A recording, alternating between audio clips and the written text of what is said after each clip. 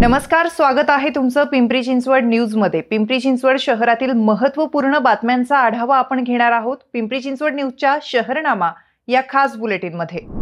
पिंपरी चिंचवड पुण्याची आंतरराष्ट्रीय स्तरावर ओळख असलेला हिंजवडी आयटी पार्कसह हिंजवडी, मान, मारुंजी, नेरे, जांभे, सांगवडे आणि गहुंजे या गावांचा पिंपरी चिंचवड महापालिका हद्दीत समावेश करण्याबाबत देवेंद्र फडणवीस यांनी सकारात्मक भूमिका घेतली असून कार्यवाहीचे आदेश दिले आहेत। त्यामुळे संबंधित गावांचा महापालिका हद्दीत समावेश होईल यावर शिक्कामोर्तब झालाय। ही माहिती भोसरीचे आमदार महेश लांडगे यांनी आपल्या फेसबुक अकाउंटवरून दिली आहे।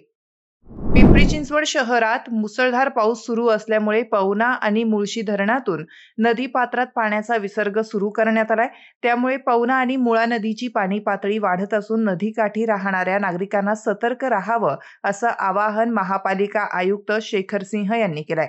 महापालिकेची आपत्कालीन यंत्रणा, मदत बचाव पथके तसेच पूर नियंत्रण कक्ष सज्ज ठेवण्यात आलाय। काल दुपारी 2 वाजल्यापासून मुळशी धरणातून मुळा नदीपात्रात 8200 क्युसेकने पाणी सोडण्यात आलं।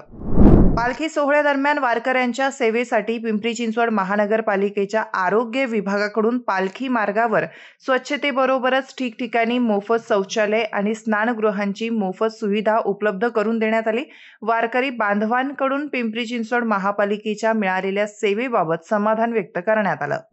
आपत्तीमुळे उद्भवू शकणाऱ्या परिस्थितीत नागरिकांना तात्काळ मदत मिळण्यासाठी पिंपरी चिंचवड महापालिकेकडून आपत्ती नियंत्रण कक्ष सज्ज ठेवण्यात आलाय। तसेच आपत्कालीन परिस्थितीमध्ये नागरिकांना संपर्क करण्यासाठी क्षेत्रीय कार्यालयनिहाय संपर्क क्रमांक जाहीर करण्यात आला आहे। क्षेत्रीय कार्यालय ते प्रभाग क्रमांक 18 चिंचवडगाव येथे माझी वसुंधरा 6.0 अंतर्गत अपारंपरिक ऊर्जा स्रोताचा वापर जसे की सौर ऊर्जा तसेच इलेक्ट्रॉनिक वाहनांविषयी जनजागृती उपक्रम राबविण्यात आला। यावेळी सौर ऊर्जेचा अधिकाधिक वापर, पर्यावरणपूरक प्रदूषणमुक्त इलेक्ट्रिक वाहनाचा वापर याविषयी उपस्थित नागरिकांना सविस्तर मार्गदर्शन करण्यात आलं।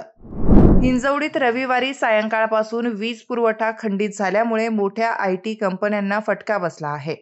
हा वीज पुरवठा पूर्ववत करण्यासाठी 3 ते 4 दिवसांचा अवधी लागणार आहे असं महावितरण विभागाकडून सांगण्यात आलंय।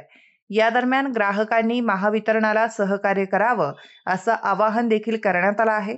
पुढचे 3 ते 4 दिवस वीज पुरवठा असाच विस्कळीत राहणार आहे।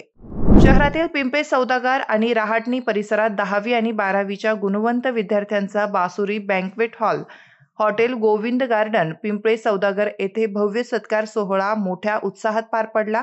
यावेळी विद्यार्थ्यांना करिअर मार्गदर्शन सेमिनारचेही यशस्वी आयोजन करण्यात आलं होतं। या कार्यक्रमाला भाजप शहराध्यक्ष शत्रुघ्न काटे उपस्थित होते।